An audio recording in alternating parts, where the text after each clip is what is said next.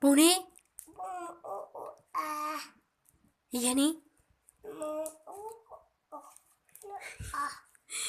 Mu itu. Bu mu nó ole. Dạ chưa? Em Buni? Buni? Em xin Buni? Em nani? Em nhân dông ní? Nhân dông hai từ. Nhân dông nhá ai từ. Nhân dông ní? Nhân dông một cái từ này.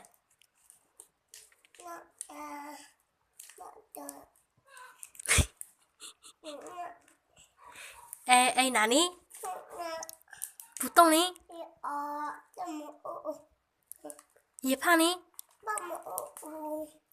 Ye pang nó thang ní? Ủa có. Bữa thái cao qua chưa? Bữa thái cao qua chưa? Nhớ chưa?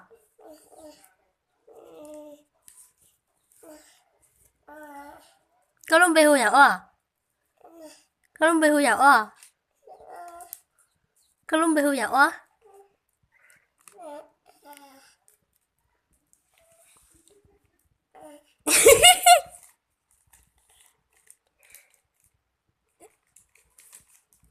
Nani? Buni? Bố à? Xanh? Bố à? Nhân dòng đi? Nhân dòng đi? Nhân dòng nhá hai từ. Nhân dòng một cái từ này. Hả? Hai từ đó. Dân bố đi? Tậu. Mày tậu.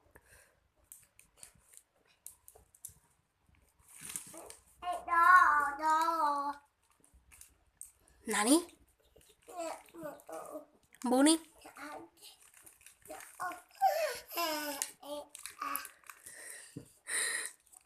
Em bố đi?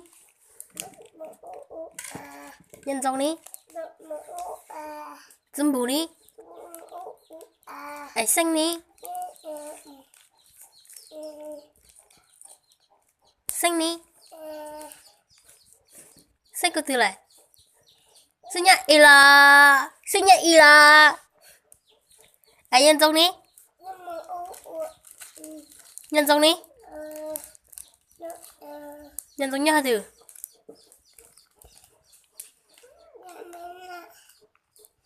Hả? Cái một năm mi nà. Lò. Cái lúc là cái gì năm mi giá. Xem. Thắp bốc.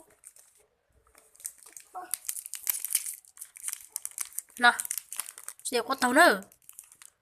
Rồi bố gì? Bố gì cơ? Mấy nhân dòng tí. Mất lửa là.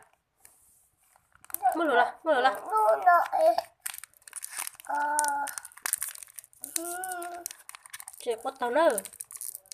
Nhân dòng của mấy mày rồi nhân dòng đi với thằng sinh nào nữa. Nó.